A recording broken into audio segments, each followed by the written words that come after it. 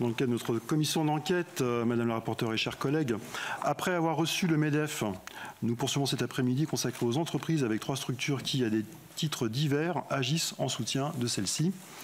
Vos 3 organismes sont de nature diverse. Vous pourrez nous dire de quelle manière vous considérez qu'ils relèvent en tout ou en partie de la catégorie des agences ou opérateurs de l'État. Business France est un établissement public créé en 2015, opérateur du ministère de l'économie. Il emploie environ 1400 personnes. Il a notamment pour mission de favoriser le développement international des entreprises françaises et de promouvoir l'attractivité économique de la France. Il est représenté ici par M. Benoît Trivulz, directeur général par intérim. Bonjour.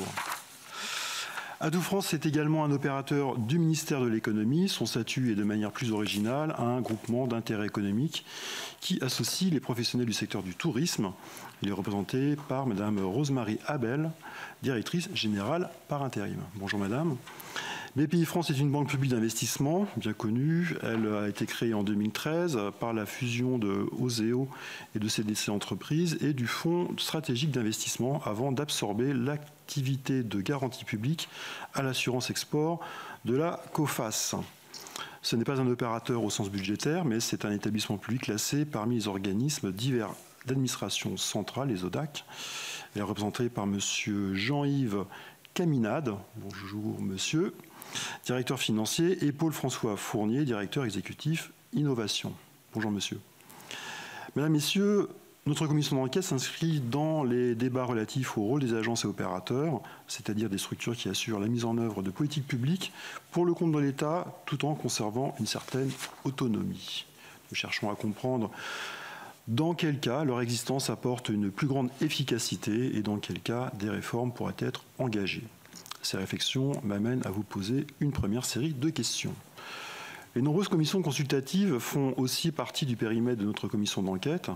Dans quelle mesure permettent-elles aux différents acteurs de mieux se faire entendre? Certaines d'entre elles devraient-elles être réformées ou supprimées pour réduire les délais ou faciliter les procédures? Deuxième série de questions, d'une manière générale, de quelle manière s'organise le soutien aux entreprises par vos organismes? Considérez-vous que la répartition des rôles est satisfaisante, non seulement entre vos organismes, mais aussi avec les administrations centrales? Enfin, vous serez bien entendu amené à commenter les propos du précédent Premier ministre, M. Barnier. Dans son discours de politique générale prononcé le 1er octobre dernier, il avait cité explicitement Business France et Atout France comme des opérateurs à mutualiser ou à regrouper. Ce qui m'amène à vous poser 2 dernières questions. S'agissait-il d'une annonce concertée avec vous, d'un projet bien avancé, d'une simple idée à creuser? Quels sont les derniers signaux que vous recevez de la part du gouvernement actuel à ce sujet? Je vais vous laisser la parole pour un propos introductif de 8 à 10 minutes, en commençant par Business France, après Atout France et BPI France. Avant de vous laisser commencer, il me revient de vous indiquer que cette audition est diffusée en direct et en différé sur le site internet du Sénat et qu'un compte-rendu sera publié. Je dois également vous rappeler qu'un faux témoignage devant notre commission d'enquête serait passible des peines prévues aux articles 434, 13, 14 et 15 du Code pénal, qui peuvent aller de 3 à 7 ans d'emprisonnement et de 45 000 à 100 000 € d'amende. Je vous invite donc à prêter serment, de dire toute la vérité, rien que la vérité, à lever la main droite et à dire « je le jure ». C'est parfait. Bah, écoutez, on va commencer dans l'ordre proposé. Business France, on y va, c'est à vous. Monsieur le Président, Madame le rapporteur, Monsieur le Sénateur, c'est le Sénateur. Si vous permettez, Business France, c'est un opérateur qui est centenaire. Et c'est un opérateur, comme vous l'avez indiqué, qui met en œuvre une politique publique en vue d'assurer le développement international des territoires, de l'économie française et des entreprises. Il est centenaire parce qu'il a été fondé en 1923. C'était le comité permanent des foires à l'étranger. Et on continue à exercer, à monter des foires à l'étranger, des pavillons à l'étranger. On monte à peu près 110 pavillons à l'étranger tous les ans pour à peu près 4000 entreprises. Et Un pavillon français, c'est un moment politique, c'est un moment économique, c'est un moment commercial, c'est un moment de rayonnement, c'est un moment d'attractivité. Régulièrement, sur des gros pavillons qu'on organise, il y a des ministres qui vont se présenter et qui vont défendre en fait l'attractivité de la France. Donc c'est un moment qui dépasse juste cet aspect commercial qu'on peut imaginer. C'est évidemment des choses qu'on a modernisées. Aujourd'hui, un pavillon France, si vous allez sur un pavillon, vous verrez qu'on le fait sous la marque France, Choose France, on retrouve la Marianne. C'est aussi une digitalisation. Aujourd'hui, on a 13 marketplaces qui sont en fait des outils numériques sur lesquels des entreprises françaises peuvent présenter leurs produits. C'est à peu près 1000 entreprises qui sont exposées comme ça. Et puis vous avez aussi, aujourd'hui, on l'a dynamisé en faisant venir des donneurs d'ordre qu'on amène systématiquement sur des pavillons. Donc 1923, 102 ans, c'est là où commence l'histoire finalement de Business France. Puis ensuite, c'est des séries de fusions qui correspondent aux stratégies de l'État. 1997, ce comité-là fusionne en fait l'ACTIM. L'ACTIM, c'était l'association qui gérait les coopérants du service national. Aujourd'hui, on continue à gérer le programme des volontaires internationaux en entreprise. À l'époque, c'était 3000, aujourd'hui, c'est 12 000 qui sont présents dans à peu près de 130 ou 140 pays. Et ce qui est intéressant de noter, c'est que cette croissance qui forme les talents de demain à l'international, aujourd'hui, 43% sont des femmes. Quasiment la moitié des jeunes qui partent à l'étranger sont des femmes. Troisième moment de fusion, 2008, l'État décide de fusionner avec les deux entités précédentes, le CFCE qui faisait de l'information et surtout ce qu'on appelait la dévolution, c'est-à-dire la transmission des équipes qui faisaient de l'appui aux entreprises dans les services de l'État, qui ont été transférées directement à l'opérateur, qui est pris le nom du Bifrance, pour exercer ce qu'on appelle le pôle conseil, en fait, c'est-à-dire des équipes qui vont outiller les entreprises pour aller à l'international, en leur expliquant quel marché choisir, comment travailler avec tel donneur d'ordre, avec différents produits, des boosters. On viendra, si vous voulez, un petit peu sur ces spécificités-là. Donc ça, c'est la troisième fusion. Quatrième fusion, 2015, vous l'avez cité, la création de Business France, où on décide de fusionner les métiers de l'export, les trois que j'évoquais tout à l'heure, le conseil, les pavillons, le VIE, avec l'Invest, en considérant que finalement, l'attractivité et l'appui aux entreprises, les PME et les ETI, ce sont les deux faces d'une même médaille, celle de la compétitivité. On profite aussi pour transférer ce qui est exercé avant par la SOPEXA dans le cadre d'une délégation de service public à Business France en 2015. Et puis, troisième étape, 2017, où on décide de mettre en place ce qu'on va appeler les équipes de France. Alors, on utilise parfois le terme de Team France. À l'international, on utilise pas mal l'anglais, mais équipe de France, où BPI, CCI France, Business France, les opérateurs en fait vont travailler ensemble, particulièrement dans les territoires, pour aller pratiquer ce que le directeur général de BPI France évoque souvent, Nicolas Dufour, le porte-à-porte de masse, aller chercher des entreprises, parce qu'on sait que l'enjeu principal pour amener les entreprises à l'international, c'est ce travail de porte-à-porte où des équipes vont voir les entreprises et leur disent il faut y aller, il y a des opportunités, il y a de la croissance. Et ce qui fait qu'aujourd'hui, on a un opérateur, l'État, les régions, les entreprises ont un opérateur qui est spécialisé, professionnalisé, qui est spécialisé sur l'international et qui met en œuvre en fait un certain nombre de politiques. Quand on regarde l'opérateur aujourd'hui, on peut dire qu'il est piloté, qu'il est utile, qu'il est nécessaire et qu'il est rigoureux. Piloté d'abord, on travaille dans le cadre d'un contrat d'objectifs et de moyens, c'est prévu dans notre statut. On a signé un contrat d'objectifs et de moyens en 2012, un contrat de performance en 2015, un contrat de performance en 2017 et un nouveau contrat en 2023. Le dernier contient 9 objectifs stratégiques avec des indicateurs pour le mesurer, 32 indicateurs. Et il se résume autour de deux grandes idées, France 2030. Résumer la réindustrialisation et la stratégie de l'État en la matière. Et puis, il s'appelle Impact 2030. On cherche en permanence l'impact pour l'économie française, l'impact pour les entreprises et puis l'impact pour l'agence, qu'on a un modèle économique où on doit dégager des ressources propres. Donc, pilotage par objectif. Pilotage aussi par sa gouvernance. On a un conseil d'administration qui est composé aujourd'hui de 5 chefs d'entreprise, certains représentant d'ailleurs les conseillers du commerce extérieur de la France. Le président de CCI France est aussi au membre de conseil d'administration. On a 3 présidents de région qui seront membres de notre conseil d'administration, 2 élus, un représentant du Sénat et un représentant de l'Assemblée nationale, 3 représentants des salariés, 3 représentants de l'État, plus 2 commissaires du gouvernement. Et on a une semaine là qui est presque symbolique en fait, où je retrouve un peu toutes nos activités, puisque j'avais un comité d'audit hier et demain j'ai un conseil d'administration sur lequel on présente nos comptes, la stratégie, et nos comptes sont certifiés en fait par des commissaires aux comptes. Et c'est là que se fait une partie de la stratégie, de la définition, de la réflexion sur la stratégie de l'agence. Et on rend des comptes assez régulièrement. Dans le cas du contrat d'objectif des moyens, on a 4 indicateurs stratégiques qui relèvent de l'activité. Tous les mois, nos tutelles, on a 3 tutelles techniques, on leur reporte notre activité, le nombre d'entreprises qui partent à l'étranger, le nombre de projets qu'on a identifiés, le nombre de VIE avec lesquels on travaille. On reporte aussi aux régions, aux exécutifs régionaux.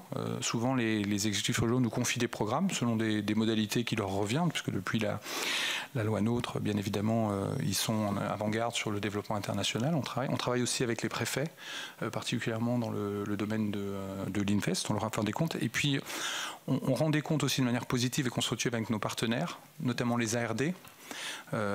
Tous les vendredis, par exemple, on réunit les ARD dans une commission qui s'appelle le COSP, en fait, où on présente les projets qui ont été détectés, les projets d'investisseurs étrangers qui ont été détectés, et on les soumet aux différentes ARD pour qu'ils puissent analyser et faire des propositions. On travaille aussi avec les chambres de commerce en région. Aujourd'hui, on a une équipe conjointe de 200 commerciaux qui vont sur le terrain voir les entreprises. Et nous, on a mis en place un outil, un CRM, qui permet de donner de l'information sur les entreprises qu'on a rencontrées, les performances de chacun. Donc en fait, on reporte. Alors évidemment, il y a d'autres instances. On pourrait parler de la SIASP, évidemment, des rapports de la Cour des comptes sur notre activité, mais on rapporte de manière assez importante notre activité. Donc on est piloté. On est utile. Quand on regarde notre activité, on accompagne on mène à peu près 25 000 projets export pour des entreprises dans l'année, pour à peu près 12 500, je vous arrondis les chiffres, ça peut varier sur les années, à peu près 12 500 entreprises. Et quand on les interroge nous, on utilise un outil qui s'appelle le Net Promoter Score. En fait, on leur demande, est-ce que vous recommandez Business France après les usages? C'est un outil qui est en interne pour mesurer la qualité de nos prestations. Aujourd'hui, il est de l'ordre de 51, ce qui est un bon chiffre en matière de moyenne. Et on mesure aussi, on le fait avec Ipsos, on mesure l'impact. Est-ce que les entreprises qui sont allées à l'international signent des contrats? Et donc, cette année, on est sur un estimatif fait par Ipsos de l'ordre de 1,8 milliard de contrats additionnels à l'export signés dans le cadre de nos actions. L'année dernière, c'était plus élevé, mais c'était une année très particulière de sortie de Covid. En fait, on est à 1,8 milliard, ça correspond à peu près à la moyenne de croissance. Donc, si vous le rapportez aux 80 millions d'euros qui sont versés, en termes analytiques, côté export, on a 100 millions, pour simplifier, 80 millions export, 20 millions invest. On est sur un rapport de 1 à 20 qui donne en fait des indicateurs assez intéressants de la pertinence. On accompagne aussi des projets Invest sur le territoire français. Les derniers chiffres qui ont été publiés la semaine dernière, on sait que la France est 1866 projets. C'est une petite baisse par rapport aux années précédentes, mais qui reste relativement fort par rapport à un certain nombre de tendances. Les 2/3 de ces projets sont traités par les équipes de Business France. On parlait du COSP tout à l'heure. Beaucoup d'entre eux sont présentés, presque la totalité d'ailleurs, sont présentés aux régions dans ces moments-là. Et ce qui est intéressant de nommer, c'est que la majorité de ces projets aboutissent, en tout cas la moitié, aboutissent dans des villes de moins de 20 000 habitants. Donc c'est souvent des projets qui participent à la réindustrialisation ou à des problématiques territoriales. Je vous le disais tout à l'heure, on gère les VIE aussi. Donc aujourd'hui, c'est exactement le chiffre. En février, on était à 11 666 VIE en poste dans le monde. Le VIE, c'est intéressant parce que c'est véritablement un outil de formation des talents. D'ailleurs, on le voit en sortie, 92% des jeunes qui ont fait un VIE trouvent un job dans les 6 mois. Donc ça, c'est un impact. Et puis, 77% restent à l'international. C'est vraiment un outil qui construit l'avenir de notre capacité internationale. C'est vrai qu'un des déficits français, c'est finalement d'avoir peu de communautés françaises à l'international. Un des grands atouts des Italiens, c'est d'avoir 80 millions d'Italiens qui vivent à l'étranger. Et nous, à travers ce dispositif, on forme et on prépare les jeunes à l'international.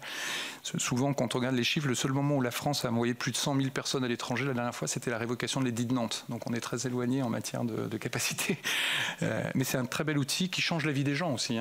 Beaucoup de jeunes, quand vous interrogez les chefs d'entreprise aujourd'hui, vous leur dites comment vous avez commencé votre carrière internationale. Alors, en fonction de leur âge, ils vous diront coopérant du service national, volontaire du service national ou volontaire international en entreprise.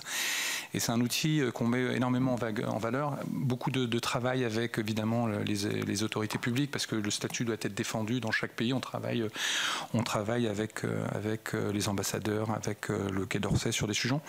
D'ailleurs, c'est intéressant de noter que nous, nos bureaux à l'étranger, on est présents dans 53 pays, sont attachés aux missions d'animation et de coordination des ambassadeurs. Donc on travaille régulièrement avec les ambassadeurs. Là, j'étais avec l'ambassadrice de France en Moldavie, parce qu'on avait la présidente moldave qui était dans nos locaux, avec 250 personnes aujourd'hui.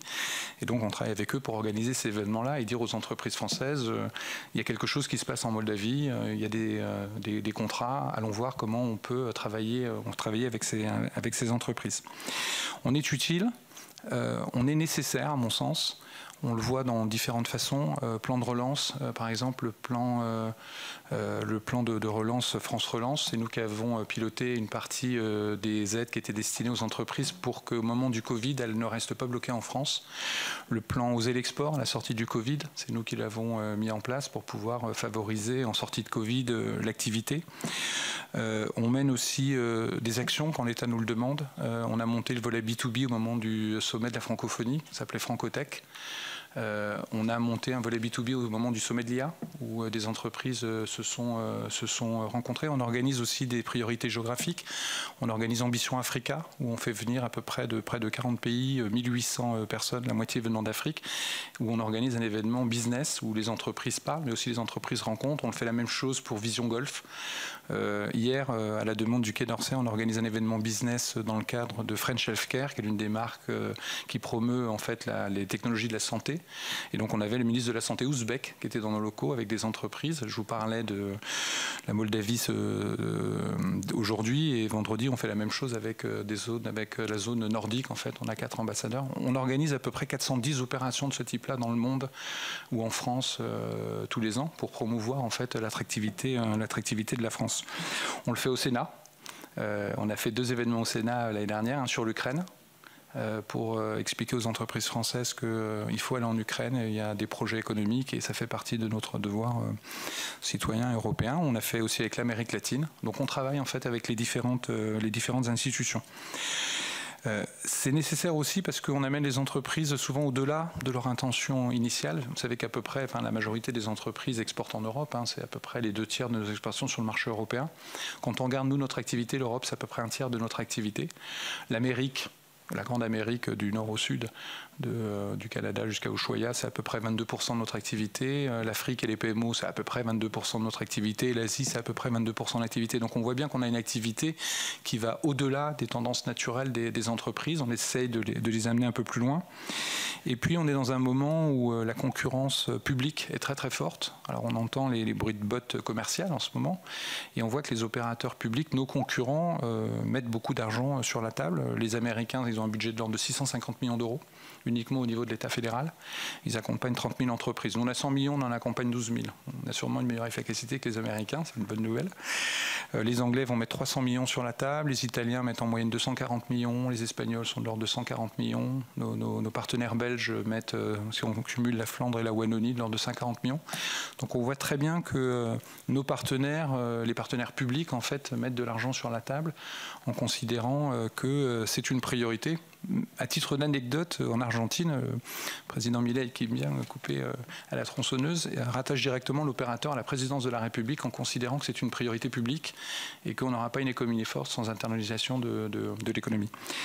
On est rigoureux, c'est important de le noter. Alors, on a la part des subventions de Business France par rapport à l'ensemble des subventions des opérateurs, je regardais, c'est 0,15%. Mais c'est pas parce que c'est peu qu'il ne faut pas être rigoureux. On a la même subvention en 2024 qu'en 2017, aux alentours de 102 millions d'euros, alors que sur la période, vous avez 16% d'inflation et qu'on nous a confié des nouvelles missions. Et lorsqu'on nous a fait des dévolutions d'activité, on a essayé de s'organiser. Quand il y a eu la dévolution à partir de 2008, on était présent dans 68 pays. On a essayé de se focaliser sur 53, qui représentent déjà 92% du PIB et 95% de l'exportation des opérateurs des entreprises de moins de 2000 salariés. On a réduit nos effectifs à l'étranger en nous concentrant de l'ordre de 1000 à 750. Et on a réduit aussi le nombre de détachés. On l'a divisé par 4 aujourd'hui. Sur les 750 personnes qu'on a à l'étranger, on a nos directeurs qui sont des détachés. Et tout le reste, ce sont des équipes locales ou des VIE. Enfin, chez nous, c'est des VIA. Et on travaille avec beaucoup les personnes qu'on recrute localement. La moitié sont des Français de l'étranger, c'est-à-dire des gens qui sont ancrés. Et l'autre moitié, c'est des étrangers francophones et francophiles qui travaillent pour nous. Utile, nécessaire, rigoureux. Évidemment, on peut travailler sur des pistes d'amélioration. On se challenge assez régulièrement. On pense qu'il est nécessaire, nous, très clairement, d'avoir une définition forte et ferme, une stratégie forte et ferme de l'État. Et on se cale, nous, dans les stratégies de l'État systématiquement pour pouvoir. Donc on travaille avec les préfets, avec les ambassades, avec les présidents de région sur ces stratégies-là. On pense qu'il faut qu'on simplifie. Alors il y a plusieurs niveaux de simplification, évidemment. Peut-être que dans notre propre gouvernance, avoir une seule tutelle chef de file permettrait peut-être de rendre plus efficace le pilotage par l'État de l'opérateur. Simplifier la commande publique. On travaille aussi, nous, beaucoup avec la French Tech, par exemple. Je vous ai parlé tout à l'heure des marketplaces. On les a fait avec une start-up française qui a une technologie leader sur le marché qui s'appelle Miracle. Parce que Miracle est référencé à l'UGAP, donc c'est plus facile de travailler avec elle. En revanche, aujourd'hui, les seuils de commande publique rendent très difficile. Si on veut travailler avec une start-up, 40 000 €, c'est pas possible, en fait. Et les seuils européens qui sont à 210 permettraient d'être beaucoup plus efficaces sur ce sujet-là. Et puis la lisibilité.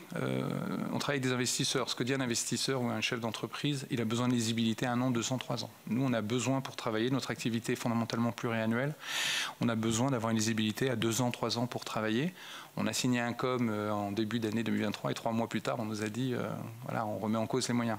Pour pouvoir mettre en œuvre, on a besoin de cette lisibilité-là. Et pour ne pas être plus long, pour donner la parole à personnes qui sont avec moi, pour conclure, moi, ma conviction profonde, après je répondrai à vos questions, c'est que si on veut avoir des ressources pour financer notre modèle social, pour financer notre souveraineté, ça passe par 3 choses que sont l'innovation. Et là, le rôle de la BPI avec qui on travaille est fondamental. Il faut aussi qu'on travaille sur la réindustrialisation. Nous, on travaille avec France 2030. On est un petit élément, on n'a pas la prétention de... mais la réindustrialisation est essentielle. Quand on amène des investisseurs étrangers dans la logique de réindustrialisation, c'est un élément qui est essentiel. Et aussi bien l'innovation que la réindustrialisation ont besoin d'international. Le PIB français, c'est 3% de PIB, le monde, c'est 97%. Le marché, il est à l'extérieur. La croissance française, c'est 1%. La croissance américaine, elle tourne aux alentours de 2%. Quand je parle de l'Amérique, je parle de l'Amérique latine et nord. Les PMO, l'Afrique, c'est 3%. L'Asie, c'est 4-5%. Et donc, il faut amener des entreprises à l'international. Et que dans un moment qui est quand même relativement complexe, on vous l'a dit, il faut qu'il y ait un opérateur, à mon sens, qui soit bien organisé. Il faut qu'un opérateur qui joue le jeu collectif. Et c'est vrai que les Team France qu'on a construit avec la BPI, avec les chambres de commerce, on a réussi à faire travailler les gens. Et vous voyez, je vous disais que la semaine est exceptionnelle. Jeudi, on réunit la Team France Export. On fait un événement où on a le président de CCI-FI, on a le représentant de la BPI, moi qui représente Business France. On réunit toutes les équipes pour dire il faut faire du porte-à-porte de masse, il faut aller chercher des entreprises, il faut convaincre la TPE, la PME, le TI d'aller à l'international. Et dans un monde de complexité, je pense qu'il ne faut pas qu'on désarme les opérateurs à l'international. Voilà, j'ai terminé, Monsieur le Président. Merci. On va essayer de tenir le délai. Il faudrait qu'on arrive à terminer cette audition vers 17h, 17h15 maximum.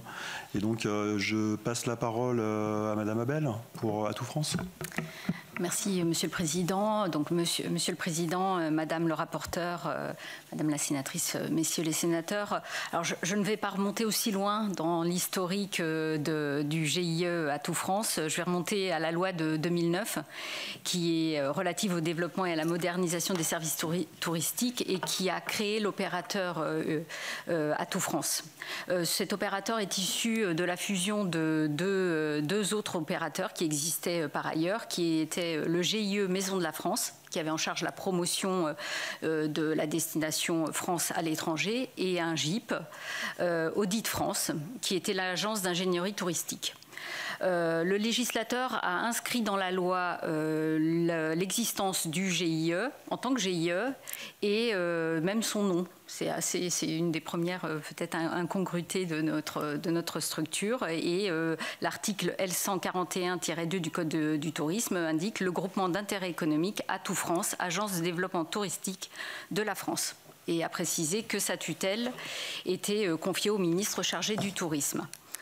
Le GIE aujourd'hui et depuis 2009 est le point d'entrée unique des collectivités, des entreprises ayant un projet de développement touristique.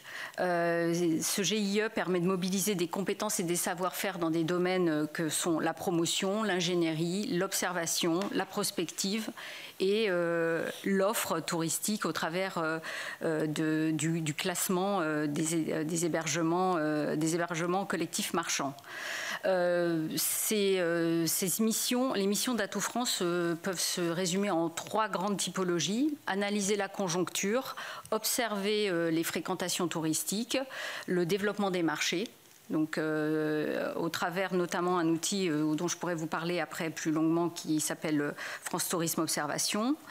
Construire une offre touristique attractive. Alors bien évidemment, à travers de ce qui est très connu du grand public, c'est-à-dire le classement des hébergements collectifs marchands, les étoiles, qui permettent de classer l'offre touristique et de la faire correspondre aux standards attendus par la clientèle nationale et internationale, mais également des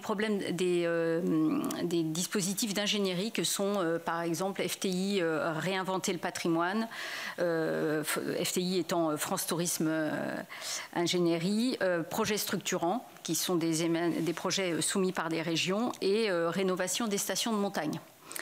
Enfin, et ce n'est pas la moindre de nos missions, c'est tout simplement convaincre les touristes étrangers de choisir la France comme destination touristique, et ceci en mobilisant 3 cibles, le grand public. Nous avons des actions de communication vis-à-vis du grand public, ce qu'on appelle en bon français le B2C. Les professionnels. Professionnels, quand on entend par professionnels, les tours opérateurs, les agences de voyage. Notre objectif est de faire en sorte qu'ils programment la destination France et donc de nouer des liens avec eux par le biais de nos bureaux à l'étranger et nos actions. Et la presse internationale. Le tourisme étant un choix de cœur, un choix d'envie, donc la capacité qu'on peut avoir de promouvoir la destination auprès de la presse lifestyle, comme on dit, est essentielle. Pour réaliser ces missions, le GIE a un siège à Paris, 3 délégations régionales qui se trouvent en Guyane, à Chambéry et à Marseille, et 20 bureaux principaux à l'étranger et 5 bureaux secondaires.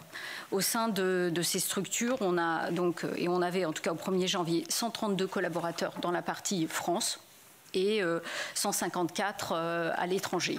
Je dis collaborateurs, tous statuts confondus. J'y intègre les VIE, portés par Business France, les alternants, les CDI de droit privé, c'est l'essentiel en France, et les contrats de droit locaux, puisqu'à l'étranger, nous avons en très très grande majorité des contrats de droit local. Je ne reviens pas sur la tutelle exercée par le ministère de l'économie, tutelle technique exercée par la Direction générale des entreprises. Nous signons également, alors nous, en ce qui nous concerne, un contrat d'objectifs et de performance. Donc, il n'y a pas d'engagement, en tout cas il n'y a pas eu par le passé d'engagement de moyens nous concernant.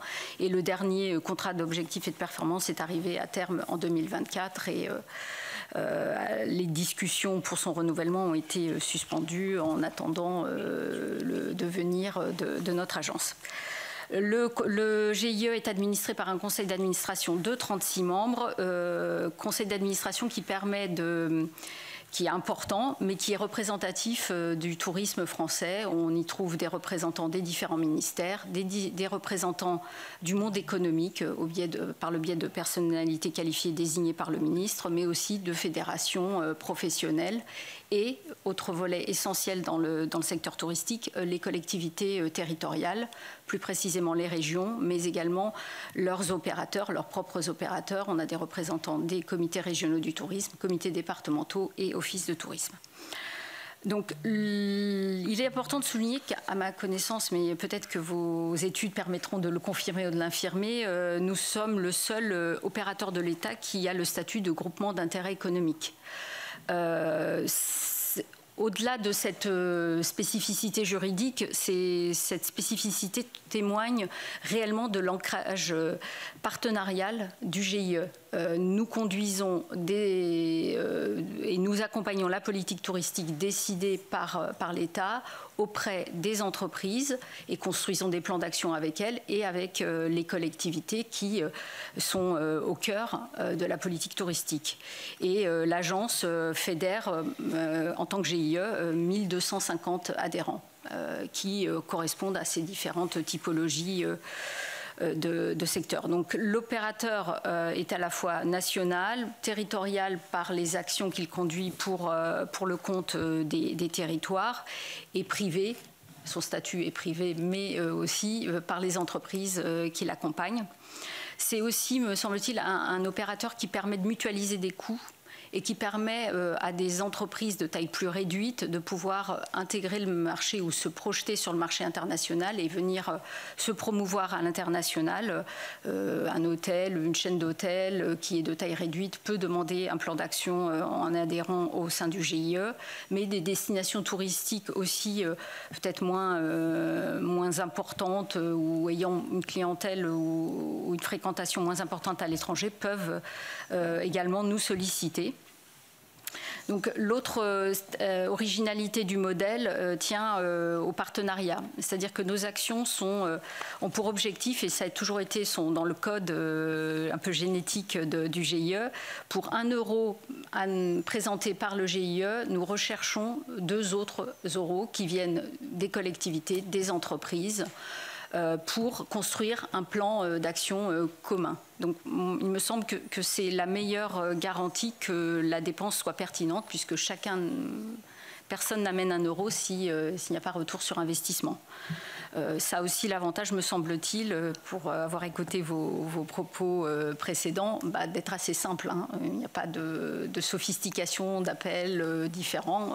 On se met d'accord sur un plan d'action et on amène la contribution, qu'elle soit parfois en nature ou en numéraire.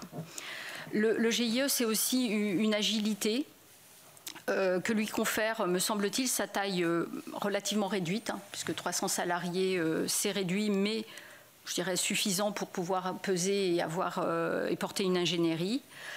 Son agilité a aussi été démontrée par sa capacité à faire face, ou en tout cas à réaliser des plans exceptionnels d'intervention.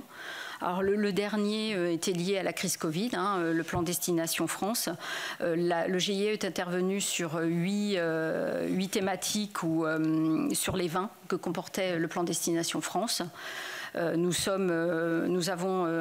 plan s'est achevé l'année dernière. Agilité démontrée par la capacité à augmenter et à diminuer ses effectifs. Hein. Ça pose aussi la question parfois des plafonds d'emploi, puisque nous avons pu avoir recours à des contrats à objet défini. 26 ont quitté le siège à la fin de l'année, à la fin du programme. Et 10 dans les bureaux. Donc on voit qu'on peut, pendant 3 ans, monter en puissance et revenir à une taille qui est la taille, je dirais, classique du GIE. Nous avons aussi contribué, et nous allons être appelés aussi dans les efforts budgétaires. Hein. Nous n'avons pas encore eu de subvention notifiée définitivement, mais elle devrait être en baisse entre 2,5 et 3 millions d'euros, ce qui représente plus de 10% de baisse de subventions. Malheureusement, je dirais, bon, ce n'est pas nouveau pour nous. Hein. Depuis 2016, nous avons une subvention pour charges de service public qui n'a fait que baisser. Elle était de 31,5 millions en 2016. Elle était l'année dernière de 27,8, donc elle devrait être de 24,5, enfin, dans ces eaux-là, si je puis dire. 31,5, j'ai fait le calcul, ça correspondrait à 36,5 millions d'euros en euros constants. Donc, ça fait un écart assez substantiel de 12 millions. Voilà. Concernant la concurrence internationale, je pourrais dire la même chose elle est forte. On est dans un secteur porteur, le tourisme, et elle est très forte. Je dirais les destinations touristiques sont de plus en plus nombreuses et ont des objectifs de croissance très importants. L'Arabie Saoudite annonce 70 millions de touristes à l'horizon 2030, le Maroc 26. Donc, pour conclure, le GIE a délivré les missions qui lui ont été confiées, que ce soit des missions exceptionnelles ou des missions ponctuelles. Pour autant, ne serait-ce que du fait de cette contribution à l'effort budgétaire, des réformes sont sans doute nécessaires. Et d'ailleurs, les ministres Nathalie Delattre et Éric Lombard ont décidé de lancer une mission d'appui à la réforme d'Atout France, qui questionnera la forme de son réseau, sa pertinence, sa localisation, les synergies possibles avec Business France dans la construction d'une trajectoire financière et la refonte d'un modèle économique compte tenu de cette baisse de subventions et le renouvellement de la gouvernance, bien évidemment, puisque je suis directrice générale par intérim et qu'il convient d'avoir un DG de plein exercice. Merci pour votre attention, j'ai été un peu longue. Mais... Très bien, merci madame. On va poursuivre avec BPI France. Monsieur Caminade ou Monsieur Fournier? Je vais commencer, Monsieur le Président, Madame la rapporteure, Madame la sénatrice, Messieurs les sénateurs. Donc quelques mots sur BPI France. Nous sommes une structure bancaire, de statut bancaire, avec un actionnaire public qui sont d'une part la Caisse des dépôts et de l'autre part l'État. Nous gérons 60 milliards d'actifs sous gestion et nous injectons, les chiffres sont parfois facile à retenir, 60 milliards d'euros dans l'économie en 2024 au travers de différents métiers. Un premier métier qui est un métier bancaire qui s'incarne au travers de 50 implantations régionales où nous avons des collaborateurs qui au quotidien financent les entreprises au travers de 3 métiers dans ces agences. Le cofinancement bancaire, 20 milliards d'euros pour à peu près 17 000 entreprises. Le financement de l'innovation, on y reviendra, en particulier au travers des outils France 2030. Et la garantie, où nous garantissons les banques pour leurs projets les plus risqués, qui représentent à peu près 9 milliards d'euros pour 65 000 entreprises, donc garanties indirectement par BPI France. Deuxième grand métier, l'investissement. Nous avons 500 investisseurs. Nous avons investi l'année dernière un peu plus de 4 milliards dans 400 entreprises. Nous sommes un investisseur à la fois en direct dans beaucoup de PME régionales, aussi dans des grands groupes français qui se projettent à l'international, et puis dans des start-up évidemment, et aussi beaucoup en fonds de fonds, c'est-à-dire dans des fonds d'investissement pour permettre de développer le capital risque et le capital développement privé en faisant effet de levier, en faisant grossir cette capacité d'investissement privé. Nous avons développé une grosse practice autour de l'accompagnement, considérant que en fait, les entrepreneurs, en particulier les PME sur les territoires, ont besoin d'accompagnement. Ça représente à peu près 1000 entreprises accélérées, 8000 missions de conseil.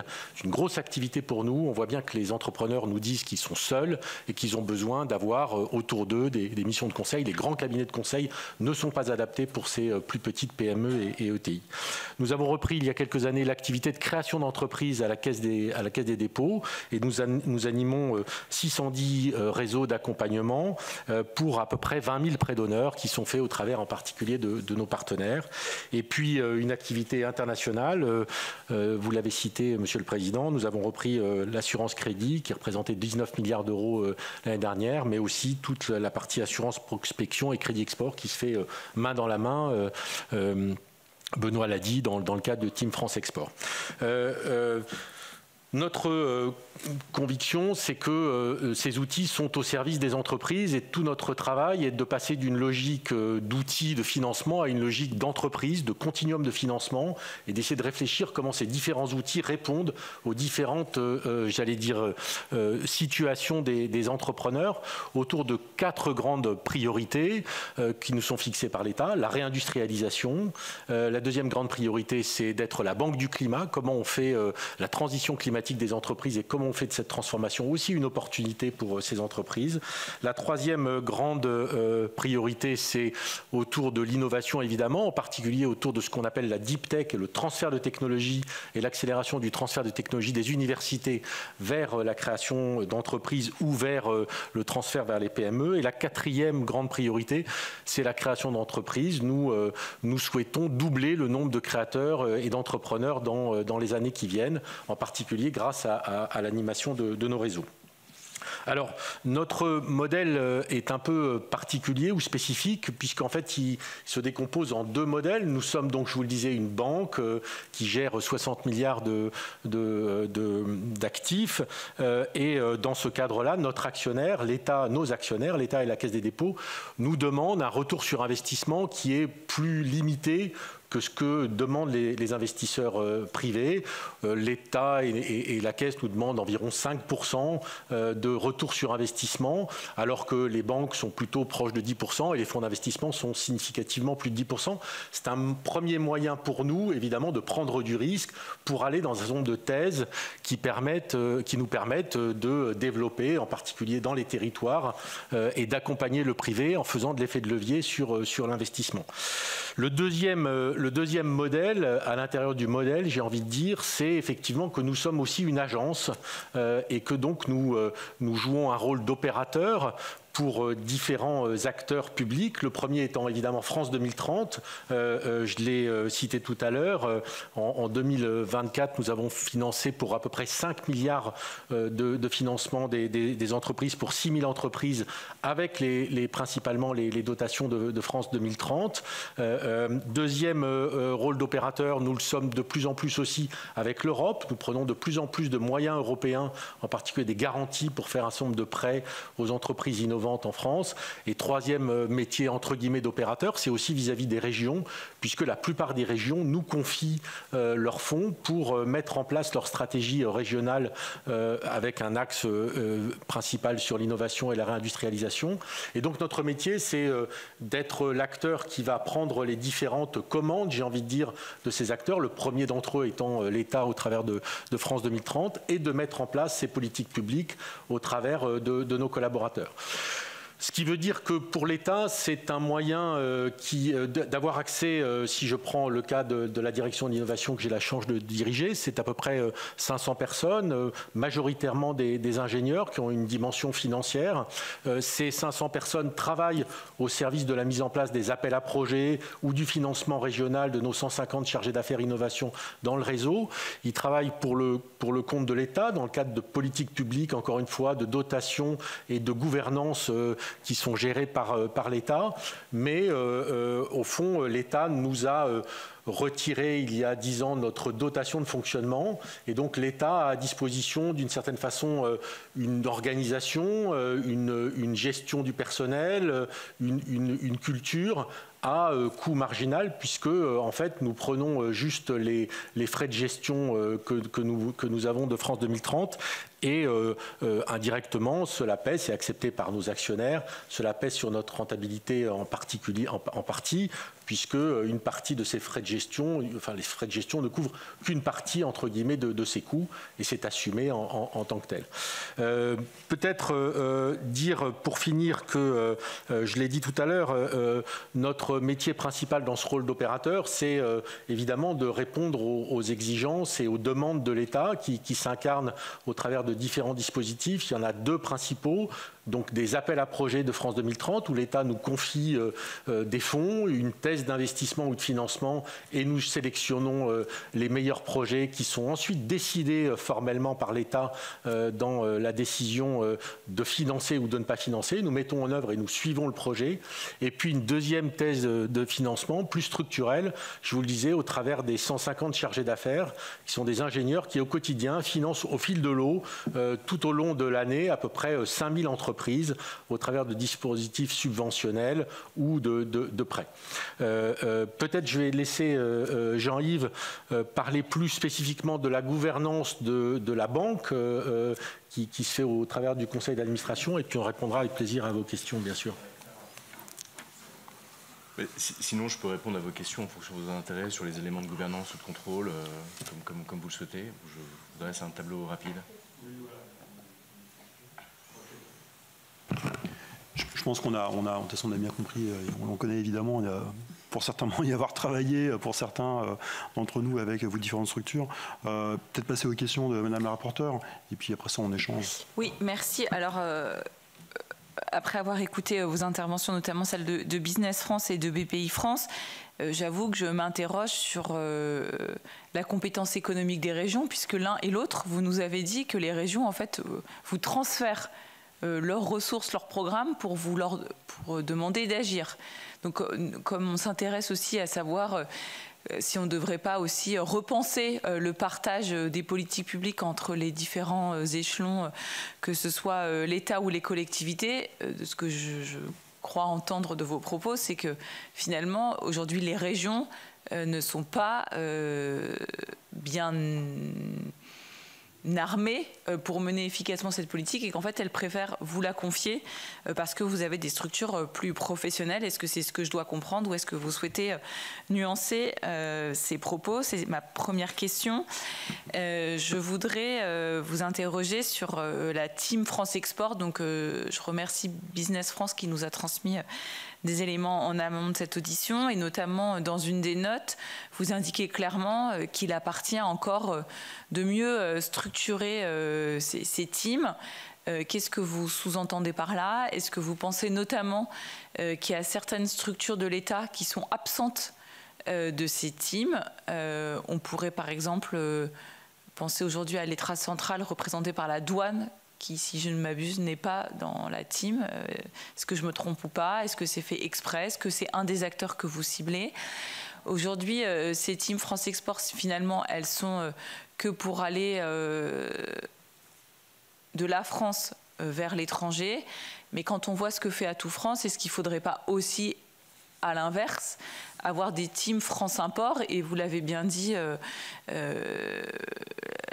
je ne sais plus si c'est BPI ou Business France, pardon, qui parlait du rôle clé qu'ils jouent pour orienter les investissements directs étrangers. On voit bien qu'on est aussi là dans cette stratégie d'attractivité. Est-ce qu'il ne faudrait pas structurer les acteurs vers ce flux-là?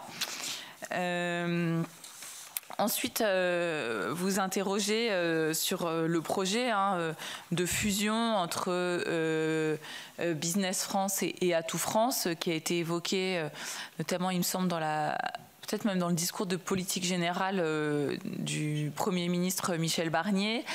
J'ai cru comprendre que le projet était aujourd'hui en suspens. Mais quand bien même j'entends les spécificités dont chacun d'entre vous trois a fait état, en même temps j'entends aussi des ressemblances. Vous êtes plusieurs à gérer des crédits France 2030. Est-ce que c'est bien? Est-ce que c'est pas bien? Précédemment, on avait les représentants des entreprises qui notamment critiquaient en fait la multiplicité des canaux de financement possibles pour les entreprises qui brouillaient un peu les pistes. Donc finalement, là, il y a du coup des actions qui sont portées par Business France, des actions qui sont portées par la BPI, mais qui toutes vont vers les entreprises. Donc est-ce qu'il vous paraîtrait complètement absurde de constituer effectivement un opérateur unique qui aurait pour lui d'avoir déjà une mutualisation des fonctions support, les locaux, notamment quand on est à l'étranger, ça peut être intéressant, les ressources humaines, tout en ayant après des directions spécifiques, puisque vous faites aussi des métiers spécifiques, plus certains pour attirer, d'autres pour aider à exporter, mais bon, qui toutes ont un intérêt pour notre balance commerciale. Voilà. Donc comment est-ce que vous positionnez? Et finalement, la mission d'appui, aujourd'hui, elle ne concerne qu'Atout France, alors qu'Atout France n'était pas seul dans le mariage qui était envisagé. Pourquoi est-ce qu'on n'a pas fait aussi une mission, intégrer Business France à la réflexion et peut-être BPI, au moins pour ce côté aussi peut-être d'accompagnement vers l'export. Voilà mes premières questions, réflexions. Merci. Qui se lance pour des réponses qui, on va essayer, les plus concises possibles? Moi, je vais essayer d'être concis pour essayer de répondre. J'ai noté en fait cinq grandes questions. Les régions, tout d'abord. Les régions, depuis la loi NOTRe, elles ont une compétence sur les développements économiques et chaque région a sa stratégie très différente et nous, on s'inscrit dans les stratégies des régions. Certaines régions ont des pratiques en matière d'attractivité extrêmement pertinentes et souvent, d'ailleurs, avec les préfets. Vous avez la région Aura et la région Grand Est qui font des revues de priorité sur les projets pour identifier les sujets et disent là, il y a un sujet et donc peut-être que c'est Business France qui va intervenir, peut-être c'est un autre acteur. Dans le domaine de l'export, vous avez des régions qui disent moi la décarbonation c'est prioritaire, c'est ces types d'entreprises que je vais aider et donc ils vont soit avoir une stratégie très claire, soit la travailler avec nous. Donc chaque région est très différente et sur le coup chaque région a sa compétence et sa vision des choses et nous on va faire de la façon. C'est-à-dire que la région va nous dire j'ai besoin d'avoir une relation directe avec les entreprises et je veux que vous fassiez le meilleur outil pour qu'elles aillent à l'international, on va faire ça. Ou alors la région va nous dire je vais vous confier un fonds, je veux que vous aidiez tel type d'entreprise sur telle destination et on va travailler. Donc elles ont des visions très claires en général. Alors évidemment il y a des degrés de maturité qui peuvent différer en fonction de la région, en fonction de son modèle économique, mais très clairement région dans le domaine de l'internationalisation et beaucoup les préfets en matière. Donc ma réponse est non. Les régions, nous on travaille très bien avec elles et on s'inscrit dans leur stratégie. La TFE, alors évidemment il y a une évolution de la TFE qui a peut-être un peu compliqué la chose, mais à l'origine la TFE c'était vraiment BPI, Business France et CCI France qui travaillaient ensemble dans une logique de territoire pour aller voir les entreprises. Et ensuite progressivement on a élargi le concept en disant finalement si on peut avoir toutes les allergies, nous on travaille beaucoup avec les services de l'État, on travaille avec les douanes, par exemple toutes les statistiques qu'on vous donne en matière de est-ce qu'on a de l'impact, pas de l'impact sur les sujets, c'est parce qu'on travaille avec les douanes, on leur livre en fait nos outils, nos informations, ils les retraitent et ils nous donnent l'information opérationnelle. On monte beaucoup d'événements sur lesquels on fait intervenir les douanes, alors soit en France, soit à l'étranger quand vous avez des représentations des douanes. Donc les douanes travaillent avec nous dans ces sujets-là, mais on pourrait citer aussi les conseillers agricoles, on pourrait les services de l'État. Les services de l'État, quand on a un problème régalien, on parle du statut du VIE. En ce moment, on est en train de négocier le statut du VIE au Royaume-Uni, en Égypte, en Chine. Tous les services de l'État ou les opérateurs travaillent ensemble, chacun essayant de porter sa brique pour convaincre que l'outil VIE est extrêmement intéressant. Il y a déjà une Team France Invest qui existe, qui est organisée pour faire en sorte de rendre l'attractivité la plus rapide possible. Donc ça c'est chez nous la partie Invest qui travaille sur ces sujets et donc on est plutôt dans une activité très régalienne en fait, hein. Même si on signe des accords parfois avec d'autres acteurs, mais déjà à l'étranger, évidemment on travaille avec un ambassadeur, l'ambassadeur va avoir un grand compte, dit la France est intéressante, ça ouvre une porte et nous derrière on accompagne, on répond aux questions et puis ensuite quand l'investisseur arrive et puis il n'a pas d'information, mais pourquoi mes travaux se sont arrêtés, on découvre qu'on a découvert en fait une tombe mérovingienne et donc il y a des travaux, mais un Japonais peut comprendre qu'on défende notre culture. Ce qu'il ne comprend pas, c'est qu'on ne l'est pas informé. Et donc c'est toute cette team-là qui se met en place pour fournir l'information. Vous avez parlé de Atout France et Business France, du rapprochement. Alors, il y a beaucoup de rapports qui ont été faits. Moi, j'ai travaillé à un rapport en 2018 et la conclusion, c'était que Atout France et Business France, les réseaux à l'étranger, travaillent dans des univers clients qui, sans se confondre, ne sont pas radicalement différents. Bon, une fois qu'on a dit ça, on n'a quand même pas dit grand-chose. On voit quand même que la cible de clientèle est très différente. Fondamentalement, Atout France va chercher des personnes physiques à travers des interlocuteurs pour les amener en France. Nous, par exemple, on travaille dans le tourisme, on avait 15 entreprises sur l'ITB. L'ITB, c'est l'un des plus grands salons allemands en matière de tourisme. Et ce qu'on apportait, c'est des entreprises, des start-up, c'est financé par la DGE en partie, qui ont des solutions techniques. Ces solutions étaient vendues, réalité augmentée, gestion de la data, mais étaient vendues à des entreprises qui font leur business ou qui font leurs affaires dans le monde. Donc, on n'est pas tout à fait. Et puis, ça, c'est l'étranger. Alors, évidemment, on peut trouver des synergies, on peut faire des événements. Bon, les statuts ne sont pas tout à fait les mêmes, les types de profils qu'on recrute ne sont pas tout à fait les mêmes. En France, c'est très différent. La structure juridique du GE est très différente, la structure de la gouvernance est très différente, et les métiers sont très différents. On est sur l'expertise territoriale. Nous, notre métier, il est vraiment orienté B2B. Et puis, dernière question, France 2030. Nous, France 2030, comment on travaille avec France 2030 en 2 mots? D'abord, c'est notre ligne stratégique. Quand on fait de la programmation, c'est-à-dire quand on dit dans 6 mois, dans 1 an, il y a un pavillon sur lequel on va aller ou il y a une opération B2B, 60% de cette programmation, elle est faite dans les verticales de France 2030. Donc on se met dans la ligne des priorités de l'État. Quand on va chercher des projets à l'étranger, 60% des projets qu'on présente dans le COSP sont des projets qui rentrent dans la ligne France 2030 et France 2030 nous a confié l'internationalisation de ces 1000 lauréats. Donc elle nous a dit, France 2030 nous a dit voilà, ces 1000 entreprises-là, on veut que vous les aidiez à l'international, parce que si très rapidement ils ne vont pas à l'international, elles ne se développeront pas. Donc on est sur un projet très ciblé, qui est très souverain. Hein. C'est des entreprises dans la data, dans le... Voilà. Il faut que vous les aidiez. Donc c'est notre... J'essaie de répondre rapidement à vos 5 questions. Voilà. Sinon pour évoquer la question de la fusion, alors je reviens sur est-ce que ça avait été préparé? Alors en effet, des rapports avaient évoqué cette question sans jamais la travailler concrètement ni définir des gains de productivité. Ça, c'est très concrètement le 1er octobre, lors du discours de politique générale de Michel Barnier. Enfin, en tout cas, toutes les équipes d'Atout France ont découvert que cette fusion était évoquée ou possible, puisque les termes étaient rapprochement mais dans un contexte de fusion qui était annoncé par ailleurs, mais de manière plus générale.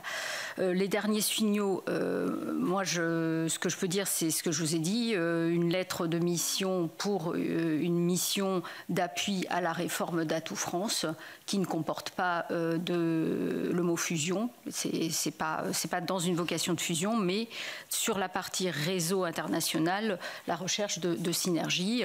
Synergie qui existe pour certaines déjà, dans certains de nos bureaux sont dans les mêmes immeubles, certains de nos bureaux sont dans les ambassades. C'est d'ailleurs ce qu'on privilégie. Hein.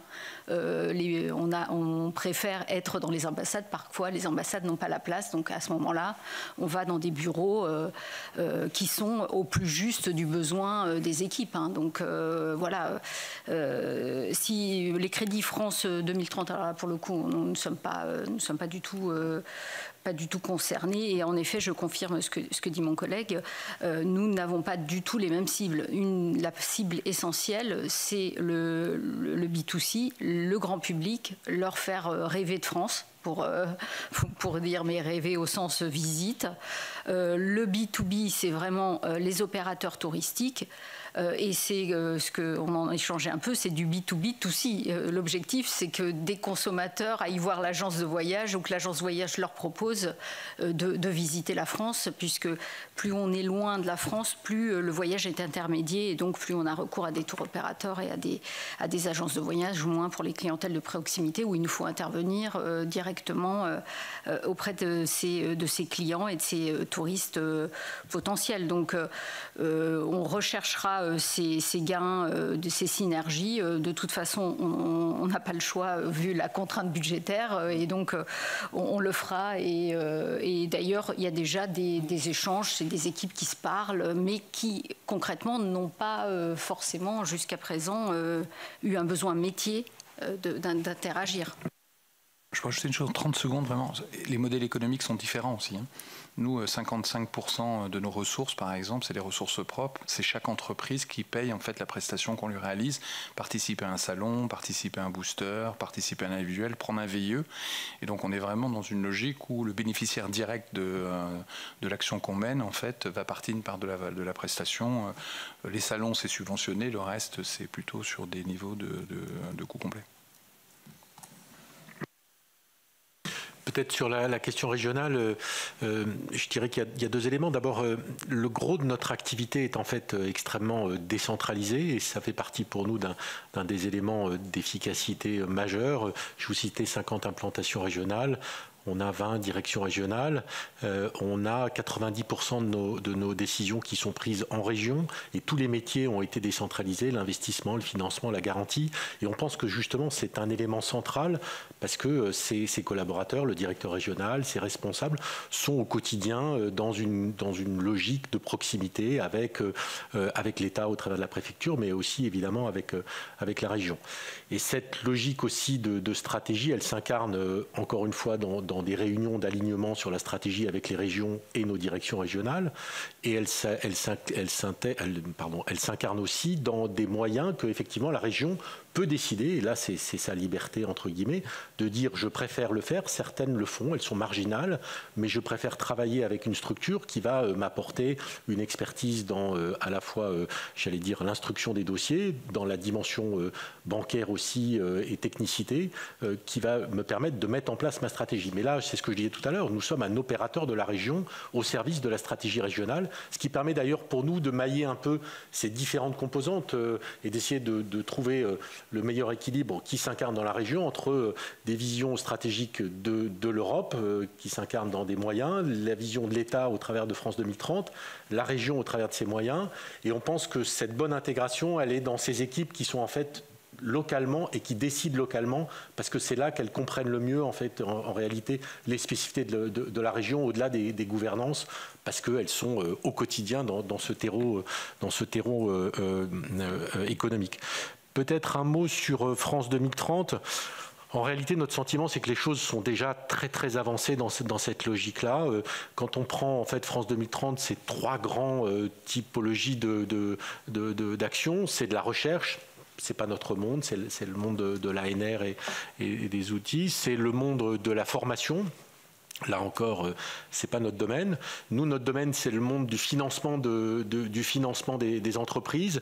Et là, quand on regarde en fait cette activité qui a énormément cru au travers de France 2030, en fait, on représente, je sais pas les chiffres exacts, mais on doit être entre 80 et 90% des financements qui passent au travers de France 2030, en particulier toute la dimension la plus capillaire, au travers en particulier de ce réseau.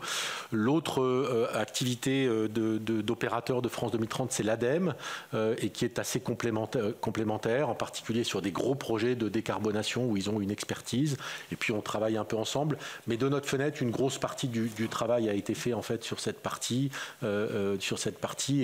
Et aujourd'hui, les entrepreneurs, je crois, savent qu'ils vont trouver chez BPI France 90% à peu près des financements, en particulier sur France 2030. Et puis tous les autres financements, par ailleurs, qui sont nos propres fonds propres, les financements européens. Donc on pense qu'on a fait une bonne partie du chemin, même si évidemment on peut toujours aller un peu plus loin, avec le risque de déstabiliser d'autres dispositifs qui ont aussi leur logique et leur histoire. Je poursuis sur la question de l'organisation de l'État dans toutes ses dimensions. Comment est-ce que vous justifiez votre existence, ou la nécessité de conserver votre existence, alors que, par exemple, vous venez de nous citer à l'instant le cas de votre salon en Allemagne, où les entreprises ont été amenées par la DGE. Pardon, amenées par vous, financées par la DGE. Alors, je poursuis, mais bon, j'avais mal compris. Mais aujourd'hui, pourquoi est-ce qu'on a besoin d'avoir une DGE qui a déjà un rôle d'accompagnement, d'écoute des activités des entreprises, vous trois en tant qu'opérateurs, pourquoi est-ce qu'on a dû créer une banque BPI alors qui a pour actionnaire la CDC, qui est déjà elle-même aussi une banque publique? Si demain on devait simplifier toute cette organisation, voilà, pourquoi est-ce qu'on a besoin de garder ces structures extra ministérielles ou d'avoir recréé une autre banque à côté d'une banque pour avoir une action publique plus efficace? Et j'aurais une question spécifique pour BPI, puisqu'on s'intéresse quand même aux économies, on s'intéresse aussi aux manifestations et événements que vous pouvez organiser. Pour BPI, il y a le BIG, qui est vraiment un très grand salon même à l'échelle européenne.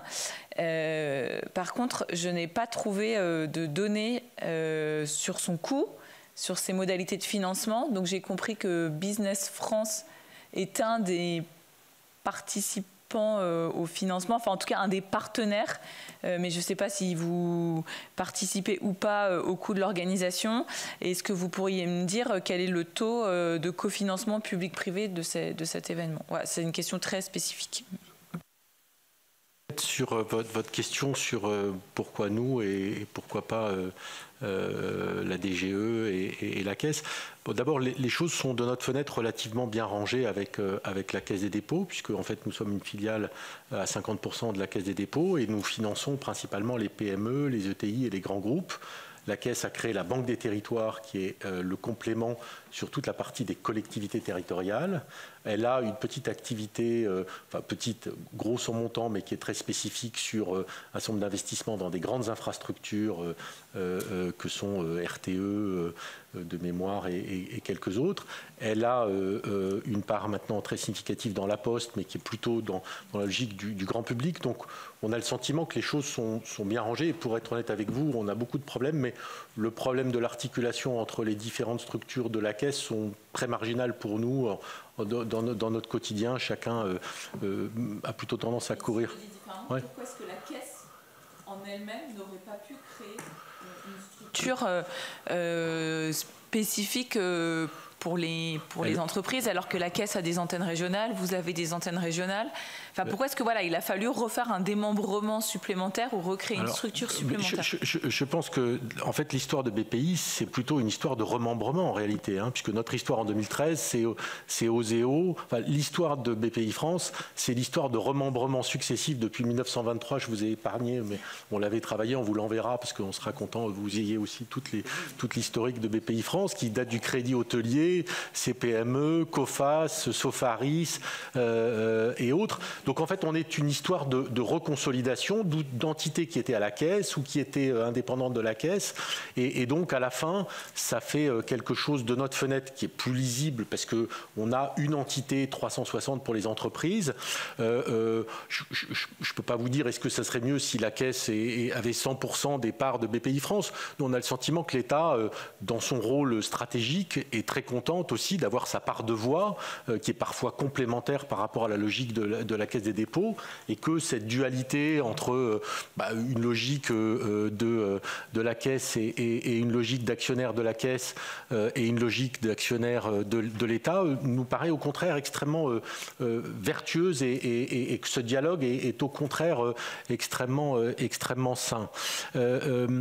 Donc voilà, je crois qu'on est plutôt dans une logique de consolidation et de simplification, au contraire, sur lequel on a fait des pas, je pense, significatifs, c'est en particulier la création.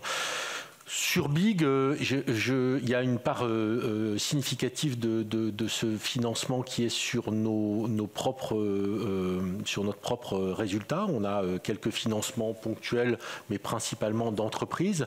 Pour nous, c'est un outil de rayonnement très important et de visibilité. On pense qu'au fond, vous l'a dit tout à l'heure, l'accompagnement est un élément central. Notre conviction, c'est que derrière le financement, il y a des entrepreneurs, que les entrepreneurs sont face à des problématiques, j'ai envie de dire, importantes au quotidien, de contradictions, de complexité, de challenges très importants, et c'est pour ça qu'on a développé l'activité d'accompagnement et que cette activité d'événement est un élément important, que le partage d'expériences entre eux, que le partage j'allais dire même d'énergie, pour être tout à fait très entre eux, a beaucoup de valeur. Et la meilleure preuve pour nous, parce que sinon on l'a arrêté, c'est que chaque année, le Big est de plus en plus plein et on ne force personne à venir en réalité. On est passé, l'histoire du Big, c'est un événement qu'on a commencé il y a 12 ans où on avait prévu 2000 personnes, on s'est retrouvé à 4000 et depuis on est à peu près à 60 000.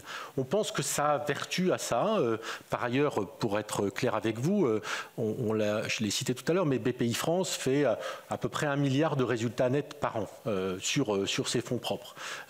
Et ce milliard, ça correspond à notre activité, entre guillemets, d'investissement, de financement. Et on pense que ça participe de l'attractivité, parfois pour un certain nombre d'entreprises, d'avoir BPI France au capital, que de faire partie de cette communauté, que de faire partie d'un endroit où ils vont partager de l'expérience, de rentrer. Donc c'est j'allais dire, notre forum où les gens sont contents.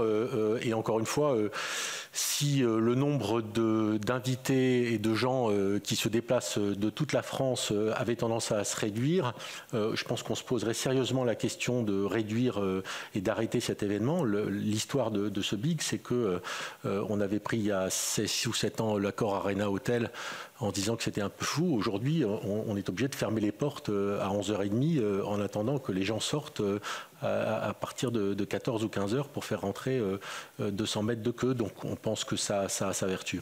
Et vous pouvez nous dire combien ça coûte ? Je n'ai pas là, mais on vous le fera passer. Si vous pouvez nous ajouter ça dans le questionnaire. Merci. Monsieur Tribus. Oui. Le métier d'entrepreneur, c'est un métier qui demande beaucoup d'énergie, et à Big, c'est énergie extraordinaire. C'est vraiment, on réussit tous les entrepreneurs. Et nous, évidemment, on participe. Alors, ça dépend des années, mais une fois on a mis 25 000 euros, une fois on a mis 50 000 euros. Et pourquoi ? Parce qu'on a un stand, on a des entreprises qui sont présentes et on essaie de les convaincre d'aller à l'international. Quand vous connaissez le coût d'acquisition d'un client, c'est vraiment pas cher payé quand on voit tout le monde. Donc on est vraiment sur des enjeux économiques qui sont très faibles. Mais Big, ça renvoie une image à l'entrepreneur de confiance. Vous avez des gens qui interviennent, qui disent on peut réussir. Le patron de Free est là. Enfin, vous avez des messages. Et ça, c'est le premier élément. Pour votre question sur la DGE, c'est un très bon exemple pour moi parce que l'exemple, ce que je vous parle d'ITB, c'est l'État stratège. C'est-à-dire la DGE nous dit je veux aider une typologie d'entreprise, des startups, qui ont des solutions dans le tourisme. Et moi, je suis prêt à financer une partie de leur démarche parce que les entreprises, il faut les inciter. On signe une convention avec la DGE qui nous dit voilà ce que je vais faire. C'est quoi le rôle de Business France? C'est d'aller voir des entreprises en leur disant il faut aller à l'international. C'est dans le cas d'ITB, c'est de monter le pavillon pour que les entreprises soient capables de rayonner, d'exister. C'est de leur faire des rencontres avec des entreprises allemandes ou étrangères qui vont venir. Donc on est sur deux métiers très différents. Les stratèges qui disent j'ai une stratégie sur une catégorie d'entreprises et je suis prêt à mettre des moyens. L'opérateur qui dit je sais faire. Pourquoi il sait faire? Mais parce que c'est son métier de tous les jours. Parce qu'on recrute des gens en Allemagne qui sont des gens qui avaient des profils commerciaux et qui montent des opérations, qui parlent allemand. Et donc en fait on a créé, quand on a créé, finalement on a accéléré la construction, c'était en 2008, à l'époque la ministre de l'économie c'était Christine Lagarde. Elle avait dit les entreprises nous disent qu'il faut un opérateur un tout petit peu plus organisé, orienté entreprise. Et j'ai commencé en faisant l'histoire de l'agence en 1923. J'aurais pu commencer en 1855. Et je vous conseille de lire le rapport du prince Napoléon qui fait un rapport sur l'exposition universelle de Paris. Alors c'est génial parce que c'est une exposition universelle internationale qui est industrielle, qui est payante. Et on a invité tout le monde sauf les Russes. C'est normal, c'est la guerre de Crimée. On ne les a pas invités. Et la fin de ce rapport, c'est de dire il faut créer une commission indépendante qui va organiser cet événement-là parce qu'on a besoin, parce que l'administration et l'État, ils vont faire des normes, vont prévoir des stratégies, parce que le secteur privé va chercher de la rentabilité. Et la conclusion, c'est de dire il faut un opérateur public. À l'époque, on ne parlait pas d'opérateur public, on parlait de commission spéciale pour créer cet événement parce qu'il faut professionnaliser, il faut spécialiser. Voilà. Je vous l'enverrai si vous le voulez, 1855. Il est disponible en ligne gratuitement. Pour reprendre pourquoi la DGE ne ferait pas ça, je partage l'analyse. C'est pas les mêmes métiers, c'est pas les mêmes profils. Et d'ailleurs, le passé récent nous a plutôt conduit à des transferts de gestion. Alors, pas des choses très importantes, mais en 2024, la DGE nous a transféré la gestion du label qualité tourisme devenu destination d'excellence et tourisme et handicap, pour le raccrocher au volet classement que l'on faisait et qui nous avait été transféré en 2009 des préfectures. Puisque là, pour le coup, on a mutualisé et on a géré au niveau national et donné une homogénéité à ces questions de classement. Et en effet, les métiers que Atout France développe, que ce soit par exemple l'organisation de salons, mais là à destination des professionnels, c'est-à-dire faire converger l'offre touristique, les destinations touristiques, les hôtels et les tours opérateurs et les agences de voyage, les faire se rencontrer, organiser des carnets de rendez-vous, une sélection de ces intervenants étrangers pour les faire venir en France, organiser des visites très concrètes des sites touristiques dans les régions pour leur donner envie et leur montrer quel pourrait être le produit qu'ils pourraient commercialiser. Évidemment, enfin, c'est un métier complètement différent de celui qui est fait actuellement dans les administrations centrales. Bon, après, on pourrait tout réinternaliser, mais ça prendrait peut-être, ça ferait que croître les effectifs de l'État et mélanger des métiers qui sont par nature très, très, très différents. Christian Billac. Merci, Monsieur le Président. Si je voulais être désagréable, mais je vais essayer de ne pas être trop longtemps, je rappellerai quand même ici, vous représentez le commerce extérieur. Il n'y a pas de quoi se glorifier. Pardonnez-moi. Il y a des dures réalités qu'il faut assumer. Alors, comme la goujaterie peut pas s'adresser aux dames, je reconnaîtrai quand même que le tourisme est excédentaire. Vous avez de la chance, madame Abel. Voilà, donc ça, c'est quand même la première chose. Ensuite, moi, on me parle de business. Moi, j'ai entendu, c'est Atout France qui a dit tout à l'heure, quand je mets 1 euro, les adhérents mettent 2 euros, c'est ça? Est-ce que pour BPI France et Business France, on retrouve un peu ce mode de financement où il y a une contribution? Parce que moi, je vais vous le dire, moi, je suis un peu vigneron. Moi, si me vendez pour 10 000 bouteilles de vin et que vous me donnez 3 ou 4 000 euros, ça ne me dérange pas de vous les donner. Hein. Voilà. Et je crois que quand on parle de business, les entrepreneurs, c'est ça. Par contre, si vous ne me vendez pas un bouchon, il est hors de question que je vous donne 100 euros. Voilà. Et c'est à l'aune de ce rapport avec les professionnels que moi, si un opérateur, il est efficace ou pas. Parce que tant qu'un opérateur vient gratuitement avec les ressources publiques, ben évidemment, personne ne dit rien. Mais quand il faut mettre la main au porte-monnaie, c'est plus compliqué. Donc moi, je veux savoir si vous avez des gens des entrepreneurs qui vous apportent des contributions dans vos actions et qu'est-ce que ça représente par rapport au budget qui vous est alloué dans le cadre de la loi des finances. On partage votre avis sur le commerce extérieur, mais enfin. Oui, c'est plus que votre avis, c'est votre analyse. Pardon, excusez-moi, monsieur le sénateur. Nous, de manière très humble, vous savez, le balance commercial, c'est un rapport importation-exportation. Bon, nous, on n'agit pas sur l'importation française, c'est pas notre métier, et donc c'est très difficile d'intervenir. Ensuite, si vous prenez les exportations françaises, 55% des exportations françaises sont faites par des grands groupes. C'est pas notre métier non plus. Moi, le métier de mes équipes, c'est les PME et les TPE, donc on agit sur 45% et on n'agit pas sur la totalité des contrats, on agit sur la croissance de ces contrats-là. Je vous disais tout à l'heure qu'on estime à travers Ipsos que c'est 2 milliards de contrats additionnels. Vous faites un calcul rapide qui vaut ce qu'il vaut, mais 600 milliards d'exportations, nous on agit sur 270 milliards, 1, 2, 3% de croissance, qui serait déjà satisfaisant, c'est de l'ordre de 10 milliards, et nous c'est 2 milliards que les gens qui passent par nous génèrent de manière supplémentaire. Et donc on travaille sur ce côté marginal, et c'est vrai que si on s'interroge pourquoi la France est déficitaire, on sait très bien que c'est la faiblesse de l'industrie dans notre économie. On a 10%, les Italiens ils ont 18,6%, vous avez répondu une grande... Il y a d'autres éléments qui contribuent. Mais vous avez donc, je pense que le vrai sujet qui a été évoqué par la BPI tout à l'heure, avec une stratégie innovation et réindustrialisation, on parle de France 2030, sera la clé. Nous, on est un outil qui permet d'améliorer ce sujet. On contribue à notre niveau par rapport aux subventions qu'on nous donne.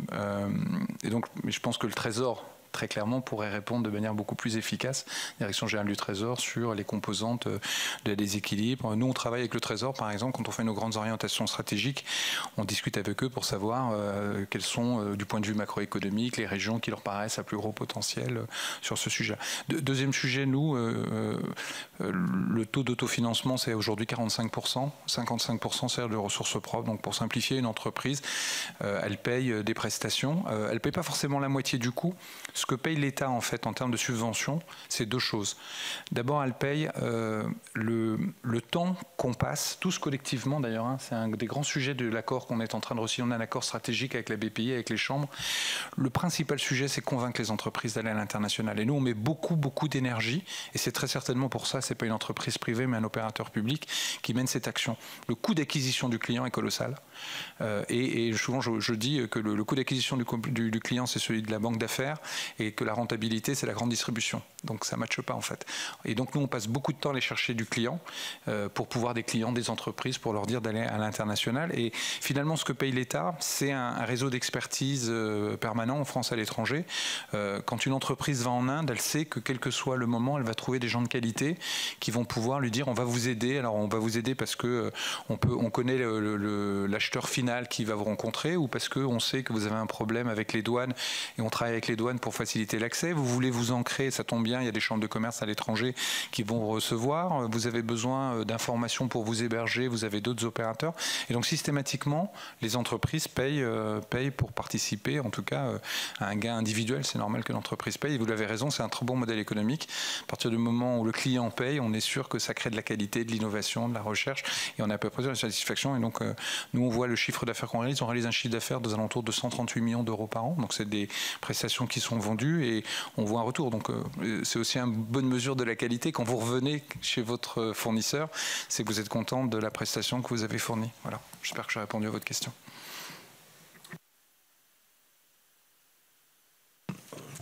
J'ai envie de dire, on transforme de l'eau en vin. Nous, on prend des dotations publiques et on fait ce qu'on appelle de l'effet de levier. C'est notre métier de banquier. Je vais vous donner un exemple sur la garantie qui nous permet de garantir en particulier des TPE ou des PME. Pour 1 euro de garantie publique qui nous sont donnés par l'État, ça permet de garantir 28 euros des banques. Donc vous voyez l'effet sur les prêts moyen-long terme que nous faisons, qui sont soit des prêts sans garantie, soit des prêts avec garantie, on est dans des effets de levier qui vont de 5 à 15 ou 20.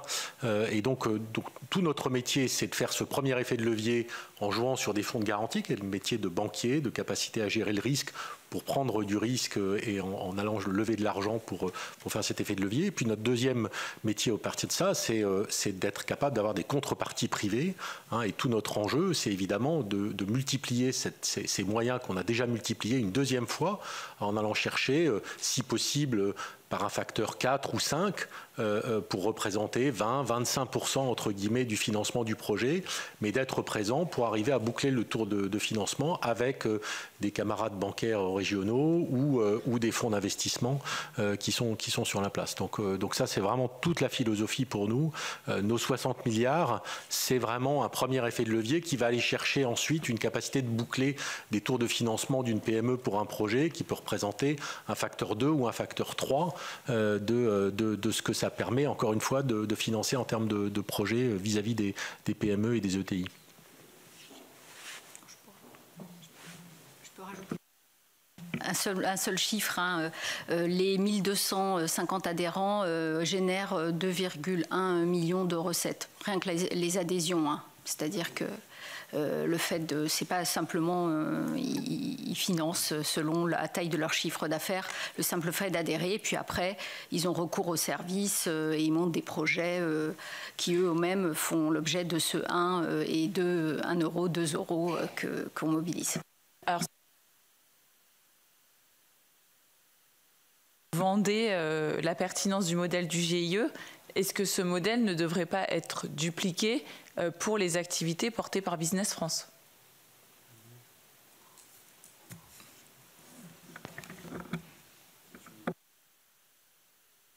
C'est une idée de classe. Après, le modèle économique étudié. Nous, on travaille, on réfléchit sur... les entreprises, elles ont des approches assez ponctuelles, en fait. Elles vont sur un marché. Donc, on est en train, nous, on s'interroge, est-ce qu'on ne devrait pas monter, par exemple, on a plein de gammes de produits. Est-ce qu'on ne devrait pas monter un produit destiné à une typologie d'entreprise qui se dit...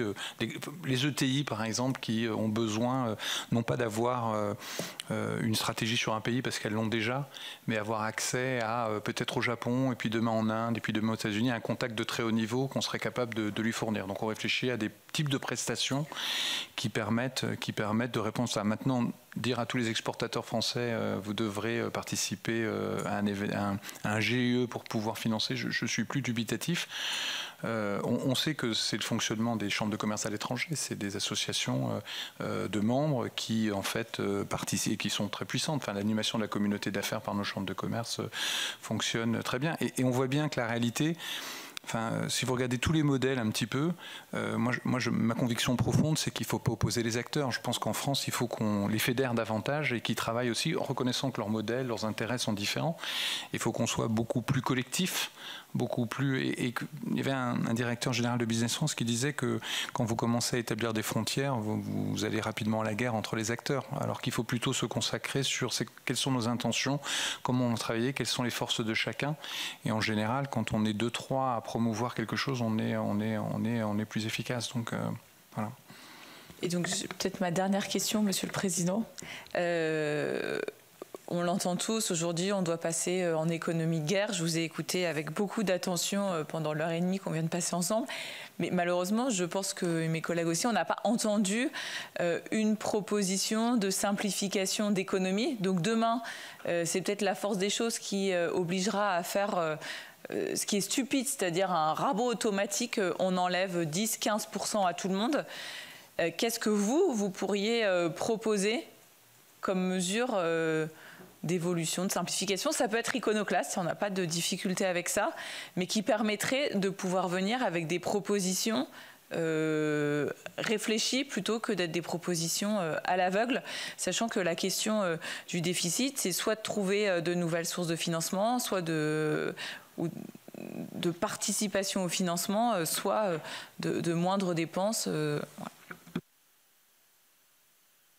Peut-être me lancer. Enfin, moi, je pense que, enfin, en tout cas, actuellement, on est face à cette contrainte qui est la baisse de ressources publiques. On va s'adapter. je pense que nous donner de la visibilité sur quels vont être les efforts qui nous sont demandés, qui vont nous sont demandés, et nous laisser la possibilité de nous organiser pour trouver la solution, nous organiser ensemble, ou nous organiser dans nos métiers, proposer des priorités, des adaptations.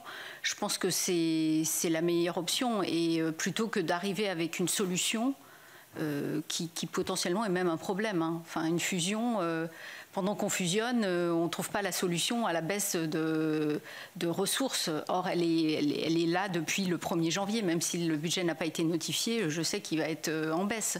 Donc, on trouvera les solutions. Moi, j'avais un collègue qui disait que dans le public, alors nous, on est entre le public et le privé, mais ce qui remplace la concurrence, c'est la contrainte budgétaire. Et donc, c'est ce qui crée la capacité à changer, à se re-questionner, et on le fera.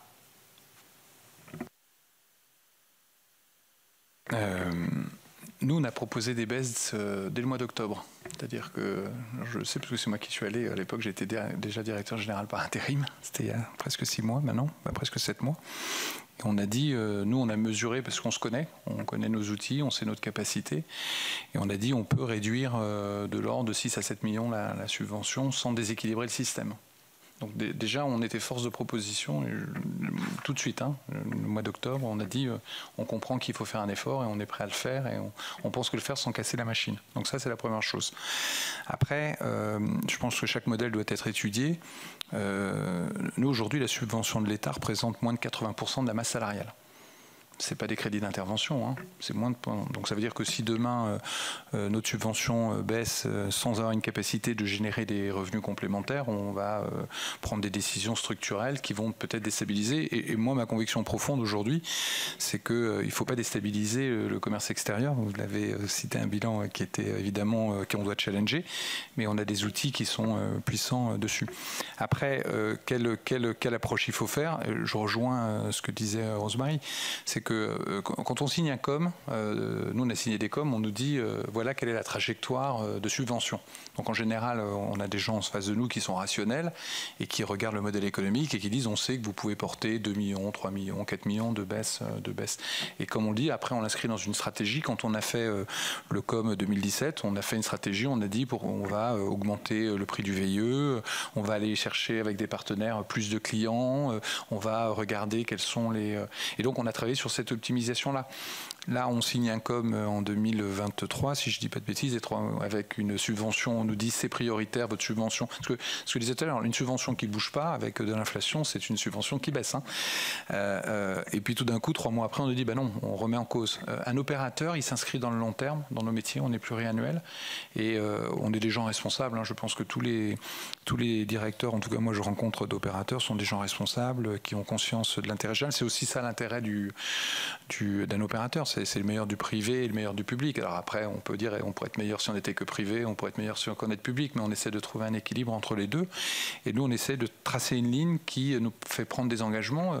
Si on a besoin de gens aux États-Unis, il va falloir recruter des gens qui sont spécialisés sur les États-Unis. Donc tout ça sont des engagements un petit peu de moyen terme. Et donc si on a une lisibilité sur 5 ans, on est capable de proposer des choses. Alors peut-être parfois des décisions qui peuvent...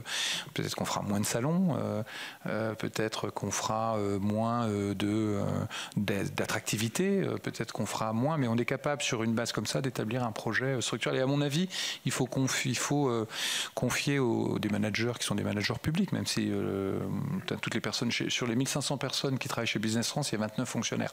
Donc on a des gens qui sont de profils très différents. Leur capacité à se dire on va créer de la ressource, on va faire des choix stratégiques, on va inventer des nouveaux produits, on va innover, et on répondra à mon avis. Moi, ma conviction profonde sur l'État, c'est que pour améliorer la dépense publique, ça sera d'abord une question de méthode. L'annualité budgétaire est pour moi une difficulté. Le fait qu'on parle souvent sur des budgets exécutés pour calculer votre point de baisse, donc si vous avez été bon élève l'année précédente, on va vous sanctionner davantage et ça ne fonctionne pas. Et donc je pense que c'est des questions de méthode qui feront que de responsabilité des managers, des responsabilités des directeurs, des contrats d'objectifs des moyens, c'est ça qui fera qu'on sera plus efficace. Là, je vous donne ma conviction profonde, non pas en tant que directeur général par intérim, mais en tant que Benoît Trévulz. Voilà. Pour BPI France, l'équation est un peu différente puisqu'on n'a plus de dotation de fonctionnement depuis 10 ans, puisque l'État nous a retiré les 45 millions et inversement, en particulier sur évidemment l'activité innovation qui était historiquement nous permettait de financer les collaborateurs. Et entre-temps, sous l'accumulation de l'activité, on a doublé notre activité et fait croître significativement nos collaborateurs pour répondre au plan de relance et à France 2030. Donc il n'y a plus tellement de gains potentiels sur les frais de fonctionnement, enfin sur la dotation de fonctionnement, il n'y en a plus. Inversement, pour répondre à votre question, nous on pense que il y a un élément sur lequel on travaille avec l'État sur un moyen de faire un effet de levier dont on parlait tout à l'heure sur France 2030. Il se trouve que sur une partie de l'activité, en particulier tout ce qui sont les appels à projets dits structurels, je ne vais pas vous mettre les noms un peu barbares, ILAB, IDEMO, en fait on pourrait mettre en place un effet de levier qui permettrait d'anticiper, de prendre, donc ça c'est notre facilité de banquier, d'anticiper des remboursements futurs des projets qui auront marché et de les mettre tout de suite entre guillemets en financement. Ça permet pour 1 euro d'avoir un effet à peu près d'1,2, d'1,3, d'1,4. Et ça, dans un moment où effectivement, en ce moment, on manque et on voit que la pression sur les ressources France 2030 sont évidemment un peu sous pression. On pense que ça permettrait de préserver cette dynamique d'investissement dans la période actuelle et de garder une forme de continuité qui est très importante, parce que le sujet pour nous, c'est les coûts de yo-yo, parce que c'est des politiques qui doivent être sur des temps relativement longs. C'est quelque chose qu'on discute avec l'État et on espère que on arrivera à convaincre l'État que c'est un bon moyen de retrouver une marge de manœuvre dans un moment où France 2030 est un peu sous pression.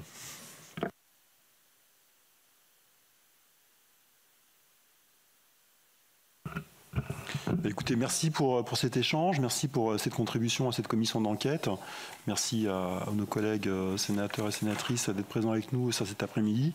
Et puis donc on poursuit notre commission d'enquête jeudi prochain. Merci. Très bon retour, mesdames et messieurs.